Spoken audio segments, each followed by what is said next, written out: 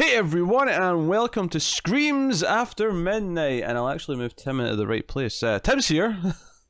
That's right. Better than ever. That's not true. I don't believe that for a second. I'm Peter. This is our horror movie podcast. This is our news episode for the week. First things first, I will just let you know that next week there will not be a news episode. There'll still be regular review episodes as scheduled, but Tim is taking the weekend off for his birthday, so there'll be no new news episode next week. But anyone knows any good places to travel or some good nightlife to see, let me know. I'm sure I'll be want to go wild. Yeah. Tim's looking good for 19. I'll tell you that right now. he just got into the college he applied for. He's very happy. He took a year out, went traveling, discovered himself. Yes. He meets his penis. Discover me. He doesn't meet his penis in the second one though. So that is. So we'll get to the horror movie news. Normally we start this off with the box office, but when I just searched for box office, right? Because usually we should be fine, but right now because of the daylight savings, we've not been box office mojo's not been updated. So I've been just sort of looking for like Deadline or whatever that tends to get a bit quicker. And the first thing I found when I searched was box office reporting suspended due to virus. So. Which is a shame because I'd be curious to see if there was any numbers this weekend. There probably wasn't though. I think everyone was already shut. Well, I think at this point I feel like all the major retail theaters have shut down. I don't know if it was like the start of the week last week or midweek. But it would kind of been interesting to see what it would have looked like if places were only open a few days. Yeah, number one movie for the weekend made $300 or something. Yeah. There's like one little indie theater still open in like Iowa or something. I don't know, but So no box office to report on. So we can get straight into the news. We got a few trailers to talk about. We got a few things. Started off with the thing that dominated last week. Will dominate again this week. Is delays. Two high-profile delays from Lionsgate for horror movies specifically. We have Antebellum, which looked kind of interesting. I don't know if we talked about this yet, but I'd had the trailer a couple of times when I went to the theater recently, and that looked interesting. And then the other one, of course, is Spiral from the Book of Saw. Oh, it hurts. It hurts. The ninth Saw movie? Yeah, ninth, because there was 7, sure. Then there was Jigsaw, and this is 9. Yeah, so I can't believe it. I can't believe Saw is overtaking Nightmare on Elm Street. That's true. Because Nightmare on Elm Street has 8, including the remake. I suppose it's 9, including Freddy vs. Jason. So arguably it's just tying right now. But if they get one more Saw movie out after this, it is officially beyond the Freddy Krueger movies. My God, which obviously means that it's better.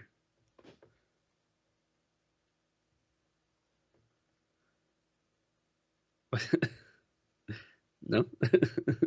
Moving swiftly on, they also delayed runs. So those movies were going to be April 24th, May 15th, and May 8th in that order.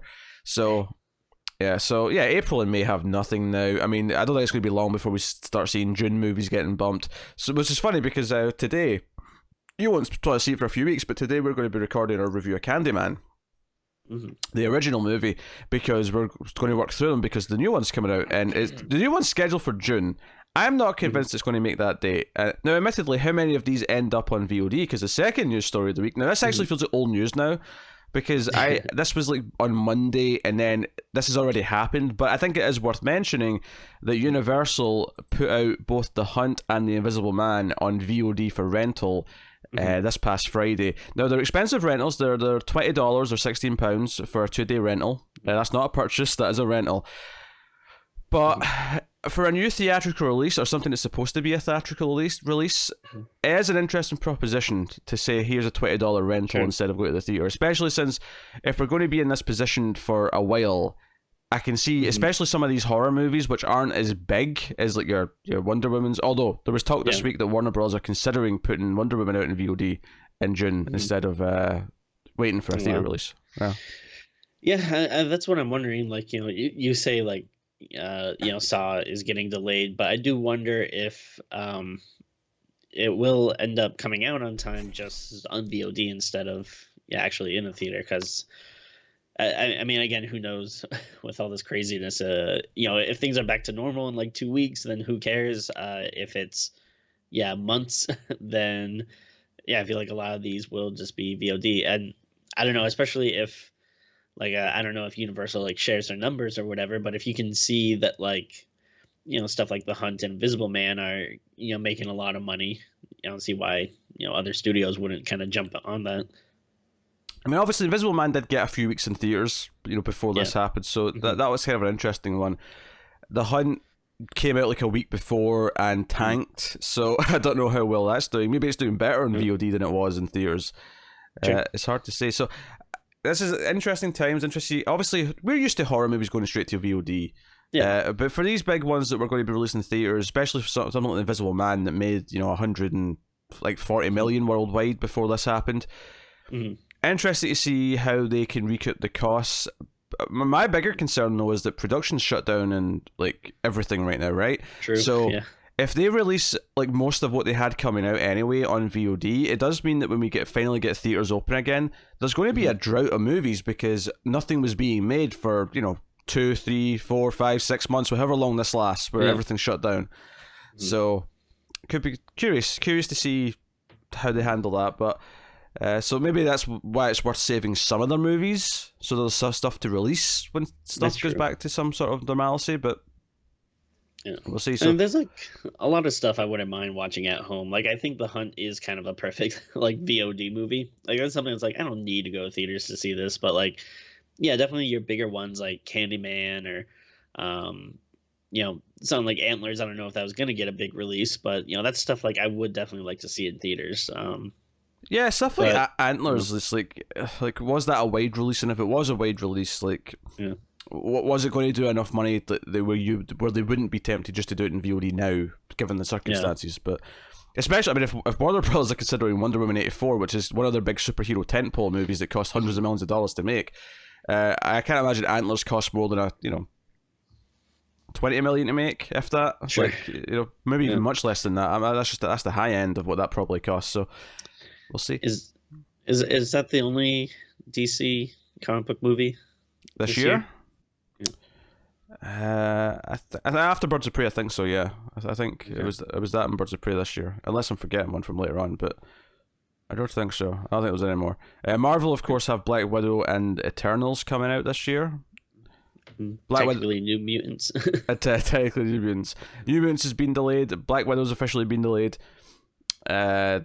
Eternals is not scheduled for like I think November, so that might be okay. But I mean, if Black Widow doesn't come out till like October, then maybe they'll push that and have a knock-on effect for everything. So we'll see. But hey, it's a weird time in the world, and horror movies are no exception to the wrath of Eileen, which is our code name for the thing because we can't see the thing on YouTube. Okay. So. All right, and next up, some actual news here. Vortex Words plus Pictures have announced the completion of principal photography on their new Super Channel Fuse original horror feature, Anything for Jackson is the name of it. Super Channel, I can't believe I know this. Blame Tara for this because she's Canadian. But Super Channel is actually basically HBO in Canada. Okay. And has existed for 30 years at least by this point. So... I had never heard of this until Tara told me about it, but now here it is in the news. They're doing original horror movies, and it's called Anything for Jackson. It's directed by Justin G. Dick. What threw me off there is it's not just Dick, it's Dick with a Y. Oh, okay. It's a posh Dick.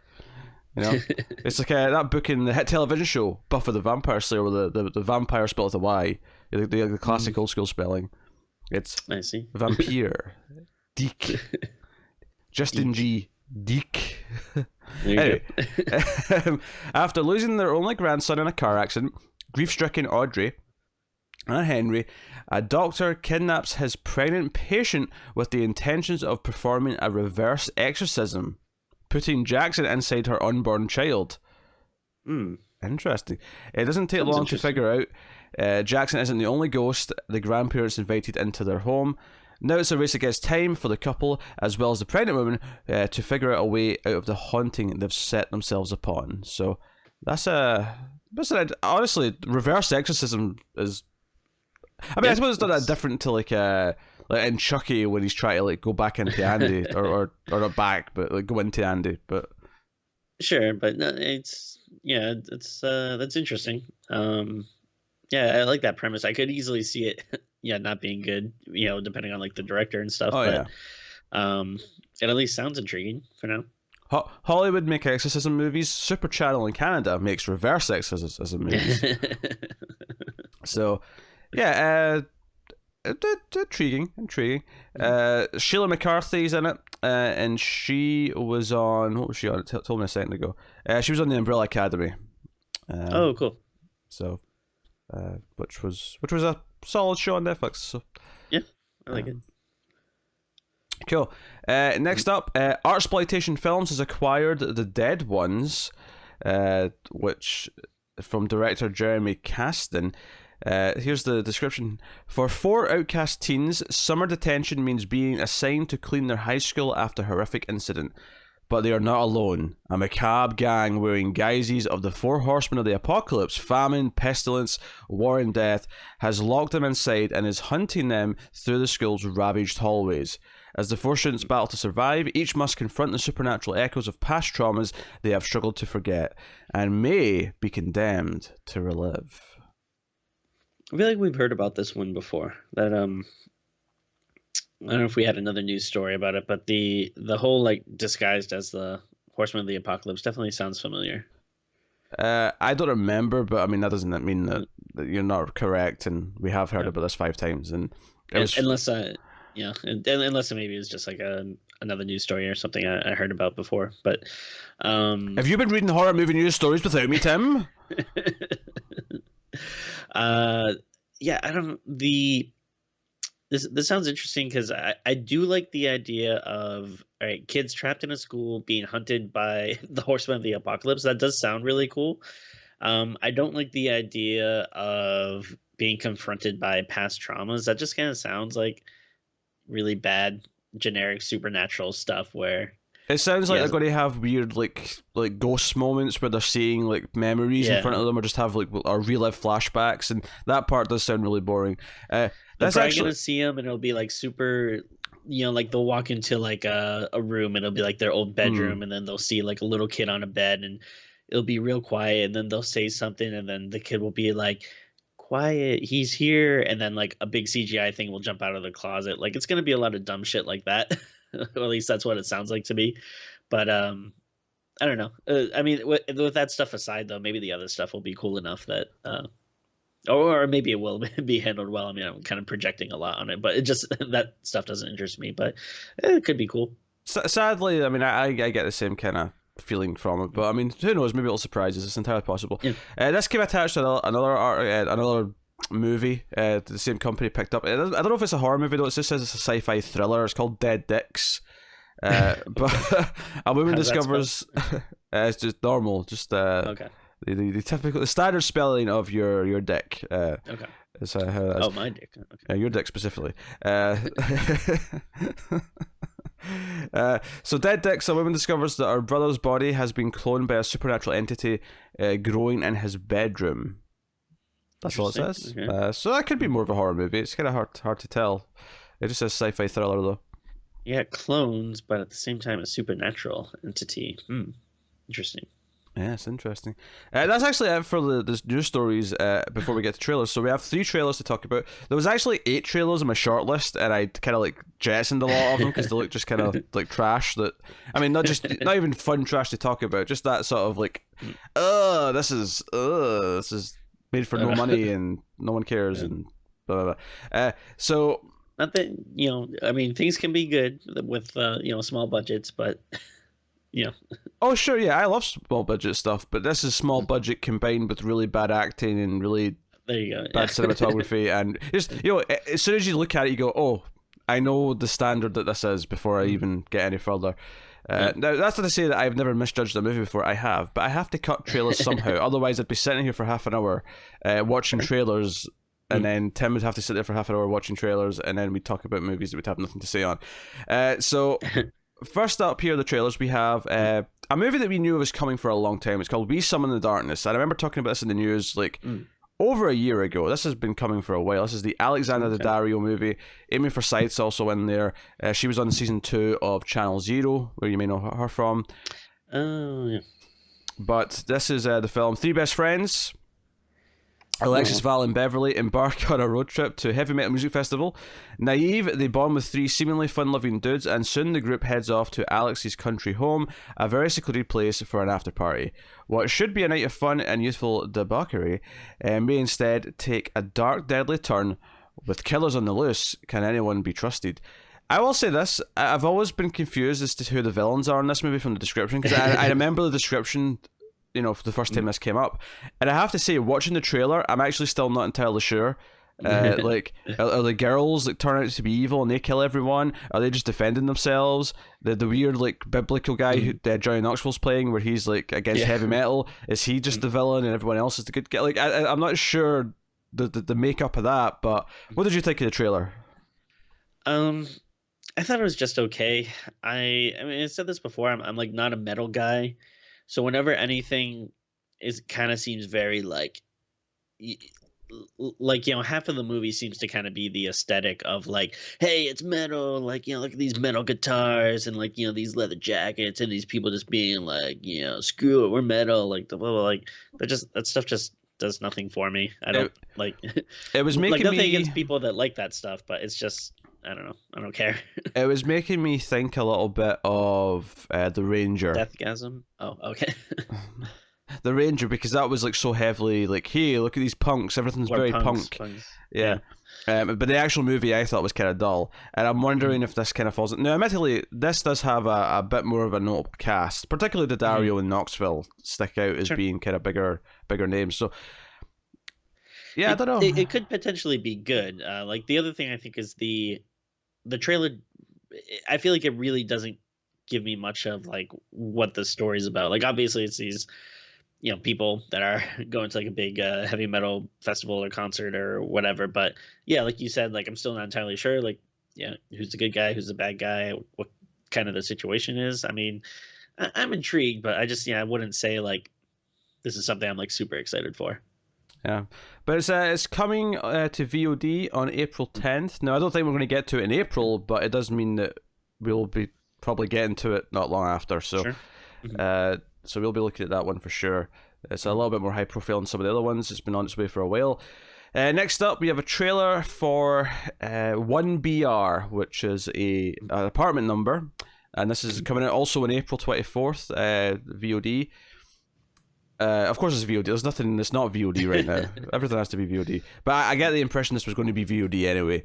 But so after leaving behind a painful past, Sarah scores the perfect Hollywood apartment only to discover that her surprisingly welcoming neighbours may harbour a dangerous secret. And the trailer shows her getting the apartment and sort of get to know the neighbours. And at least what I got from the trailer, I think it was trying to leave it mysterious, but it also seemed very obvious that she just had crazy neighbours who, if you don't follow the apartment building, code and the tenant agreement, that they'll punish you. Right, there's apartment rules. So obviously the big thing in the trailer is they say you can't have pets, and then she's like, oh no, I don't have a pet, but she secretly has a cat, and then you see later in the trailer that kind of comes to bite her on the ass. But I actually thought this looked really good. I'm pretty intrigued by it. It seemed like it got a lot of reviews and some hype, and the the premise kind of sounds interesting. I don't know if it is necessarily just straight up normal people who are enforcing these rules, or if there is some type of kind of larger thing to it. But I'm definitely interested in this one. Yeah. I'm not super excited by it. I feel some of the acting in the trailer, and I don't know if it's just because the way the trailer was cut, but it felt like there were some awkward pauses that I didn't think quite worked in the trailer. But the premise is intriguing. and I feel like I like that for once it's not a supernatural entity. I'm kind of sick of supernatural entities in my horror movies because everything's had supernatural entities recently. So I'm pleased by that. It's a little bit different as far as the premise goes, but. So again, it's a little April movie. What's worrying me, Tim, is that these 2020 movies, we're just finishing our 2019 movies just now, and these 2020 movies are really starting to pile up in terms of the release schedule. So I guess you'll be getting a 2020 movie a week starting soon from us. But yeah, so that is... if they're good, it's a good problem to have. So That's true. I'm not convinced though. 1BR. I know we've got The Grudge sitting there waiting to be done now. From January. That's out. And because we were so busy this month, I didn't schedule it for this month. It's on the next. It's in April's schedule. Okay. But oh boy, rough time. So that is 1BR, and we got the platform to do. People have been asking us about the platform. Ooh, I didn't realize that was out. Yeah. So and that's definitely on the schedule. Things are piling up. So the last trailer we had this week was for a movie called Behind You. And here's the description. 2 young sisters sent to live with their estranged aunt find that all the mirrors in the house are covered or hidden. When one of the sisters happens upon a mirror in the basement, she unknowingly releases a malicious demon that had haunted her mother and aunt years ago. It's coming to VOD, you guessed it, in April, April 17th specifically. So this is definitely the one that I was the least excited for out of the 3 trailers. I don't know about you. Yeah, no, I thought it looked awful. Like, this is just, this is just like everything we kind of don't like in movies. Like, like kind of like you were talking about with the other one. Like, you see it and you can just already tell like the exact kind of movie it's gonna be. Like, there's like it's gonna be like a lot of like kind of boring like stuff in the house with again probably like a lot of real quiet stuff with then big loud jump scares and they've even got like the generic little creepy child reciting a rhyme over the trailer. Like, there's nothing about it really seems like original or exciting. So yeah, I don't again, hey, I'd love to be surprised, but I really don't have much faith that this will be something that great. I think maybe the best we can hope for is it's just like okay. Like maybe it's not the worst thing in the world. That worries me though, because at least if it's just going to be okay, I would rather it be terrible but funny terrible. I would rather funny terrible than okay. True. Yeah. Okay is really boring and dull, and I have to agree that this looked boring and dull to me. So this will not be a high priority movie to do, but that doesn't necessarily mean we'll avoid it, because we still have to do our top 10 worst of 2020 at some point, so we need some fodder for that. And the thing that sucks about it too is it's a great title for a horror movie. Like I hate I really like titles, so like whenever there's a really good one and then it's squandered, I'm like just like a bad movie. But I like titles too. If you don't have a title, it's kind of hard to find the movie, so titles are important. Well, yeah, definitely. But I'm saying though, like I don't know, this stuck out to me as like, oh, this is like a cool name for a horror movie, and it's just not good. Which is funny because I actually had the opposite reaction. I thought it sounded a bit generic, but I think it sounds cool. I like it. I like the simplicity of it. I mean, that's fair. I'm just not convinced this is the first movie to have that title. I feel like Behind You had to have been used before at some point. It's just it's so like straightforward and obvious of a title that. Do you know? I think it was like last week they released a movie on Shudder called The Room, and I'm just like, why the hell? Yeah, why would you call it that? Yeah. Yeah, like out of. Like, I mean, first of all, even if like the Tommy Wiseau movie didn't exist, it's just like kind of such a boring generic title. But like everyone knows like The Room because of The Room. Like it's baffling to me. Out of curiosity, decided to call it that. Did you have the same problem when Brie Larson's film Room came out? I did think it was like a little strange. Like, I mean. To give that movie credit though, first of all, the title makes sense given the plot, whereas unlike The Room, where you don't even know why it's called that. And secondly, because that was like a highbrow like Oscar contender. At least it wasn't in the same circles. It was kind of like exactly. Whereas this movie on Shudder, yeah, I mean, although apparently it's good. One of our audience members was praising it. So I watched it. did you watch it? Yeah. Were you not feeling good about it? It's not great. Yes, suck it, Tyler. Praise is a very like I wouldn't it like again, it's not the worst thing in the world. I think it's you know, as it's okay. There's like some interesting stuff in it, but I wouldn't say it's like that great. And it actually like kind of reminded me of forget the name of it, but did you see that like it's a really weird movie that was like a there's two people that like move into the house, and I think it's like was it like they have like was it like a kettle or a pot or something, and I think if they like do violence to each other, like money appears in the pot or something. Oh, I've not seen this. Yeah, I don't know what that is. Yeah, it's it was like an interesting movie, but like it kind of reminded me of like that premise because it's like essentially they have like this room in this house where they can kind of go and like make wishes and stuff, and I don't know. Interesting. Yeah, I wasn't really feeling it, but yeah, why they would call it that? It's again just crazy. It's like if I had like a really cool movie about like killer birds, and I was like, what should I call this? Oh hey, how about Birdemic? Like that's probably not known for anything else. Yeah, or The Birds would be equally bad because that's actually a classic, famous movie that people know and care about. Yeah, so that's the news. That's basically the news wrapped up. Now, have you watched any? I mean, you mentioned The Room there. Have you watched any other or done any other horror related things in the past week or so, Timbo? Well, because of everything that's going on, I have been watching, like a lot more movies. Let's see. So yeah, we did watch. I think we watched a couple of things on Shudder. Yeah, we did watch The Room. I did watch 3 from Hell. I told you that the other day. Hey, would you believe it? It's a Rob Zombie movie. I mean, at this point, it's kind of on me for whatever reason watching every movie he comes out with. But that felt like a poor choice, Tim, especially since you knew that we're going to do it at some point. I feel like you're just like now you have to watch it a second time. I think you've hurt yourself here. I really wanted it though because I wanted to. When we do our worst of list, I wanted to have some representation. Okay, I get you. I can respect it. Which in a similar boat, if you can see what I did there, I also watched that movie Mary. Do you remember that one? Oh, is that the one on the boat with yeah. Yeah, that looked really bad. I'm kind of glad we never got around to doing that one. Yeah, it's exactly what you would think. So also some representation from my worst of list.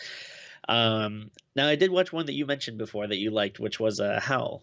And I gotta say I didn't enjoy that one as well. I thought it was pretty cool. Interesting design for the werewolves. I thought. Yeah. I think what I like about that movie is just it's your bottle movie. You've got a group of characters trapped in a location. They're having to figure things out, and I think I liked it. But at the start of the movie, I kind of hated almost all the characters. But by the end, I did like a few of them. A few of them grew on me. So.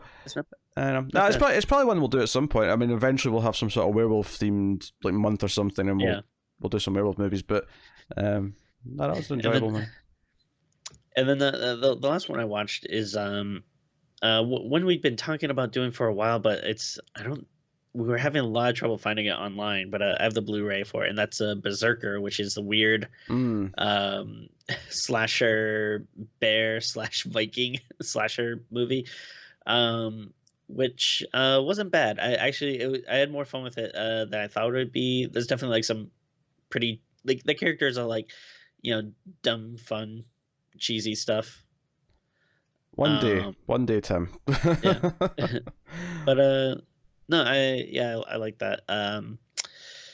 Then I'm sure I watched some other stuff too that I probably just can't think of at the moment because it's just like it's just a blur. Just everything has been there's been a lot of stuff.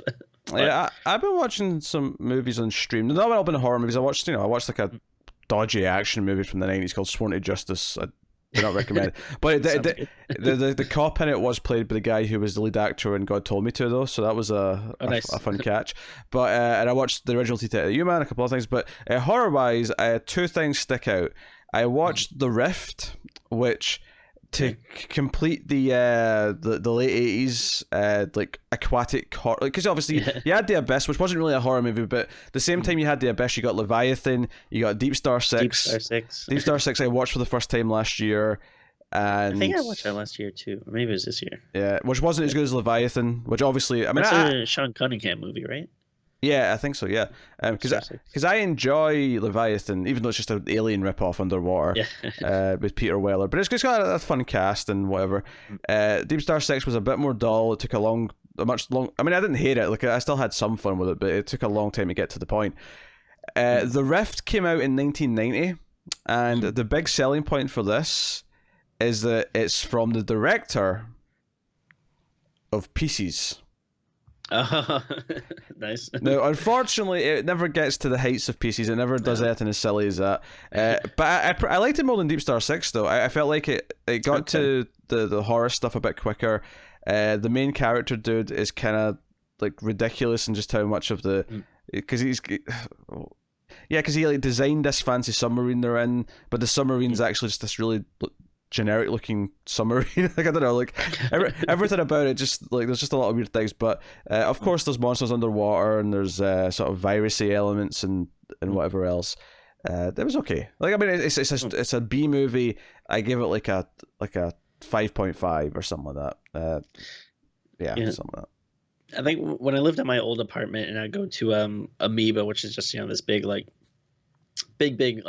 record store that has like movies and video games and stuff too. Like I would always go through their kind of like cheesy horror movie section, and I think I'd always see The Rift there, and it's one of those ones that I just kind of hold in my hand for like 5 minutes and go like, should I get it? And then ultimately I've never seen it, but yeah, there was one or two fun gore / like horror moments later on. There's maybe just not enough of them though, and not enough of the silliness as I was hoping for. Of course, the appeal largely, of course, is the captain of the ship. Which I'm actually forgetting who it is off the top of my head. Arlie Ermy is the captain of the ship. Nice. And also Ray Wise is on the submarine as well, from Twin Peaks. Nice. Leland Palmer himself. So there's some stuff there. It's not, I mean, it's not a good movie, but like, I didn't hate watching it. Right, it was an okay watch. And then the other horror-esque one is I got talked into on stream watching Velocipaster. So it's a really funny one, because we always complain that if a movie's trying to be so bad it's good, that it comes off as kind of lame. And I think I was worried that that's what this was going to be. And I feel like half of it is. And I don't mean like the first half or the second half. I mean like, kind of like split up throughout the movie. There are chunks of it where all I feel is the lameness of you're trying this to be so bad it's good. And it never works when you're trying to do that. But then the other half, which again sprinkled throughout, is like an intentional good comedy. Interesting. Like I laughed out loud. Like so it's kind of like a werewolf movie where the pastor gets like cursed or scratched or whatever, and he starts becoming a werewolf, a were-velociraptor, I suppose is the term, and he kind of like saves this prostitute from being killed by like a thug or a gang or whatever, and he wakes up in her bed, and he doesn't remember what happened, and she's like, "Hey, you were a dinosaur last night." And the pastor stands up and yells, "That's ridiculous, dinosaurs didn't exist." It's his response. And I was like, that was a genuinely funny line. Yeah. That was a funny line. It was a bit of satire, a bit of poking fun at the whole, we've only been around for 2,000 years nonsense. And like, okay, that was a funny joke, and there was occasionally moments like that where it was like, okay, that was not even just a funny joke, but it was intentionally funny. Like they wrote a line or they had a moment, and it was supposed to be that. To its credit, it's only like 72 minutes long, so it's not a long watch. I'll give it that. Yeah, I think it's like streaming on Prime now, which I'll probably Yes. I'll get around to watching it eventually because curiosity, for something like this. But yeah, I mean that was my same worry, is that it's going too far in the intentionally bad route. It's kind of similar to I've always wanted to watch Wolf Cop. Oh sure, But yeah. I'm kind of like nervous about it having like the same issues. But I've heard some people say it's actually like not that bad. So yeah, check that out at some point. It could always be a bonus movie at some point. It's kind of got Sure. that. Oh, the worry is if it is just that trying to be so bad it's good. Yeah. Yeah. Technically, it's not a horror movie, but we should do Samurai Cop at some point because I hear nothing but great things. Oh, you never seen it? Oh, I've never seen Samurai Cop. Oh, No. it's good. Well, good in quotation Right, marks. Yeah.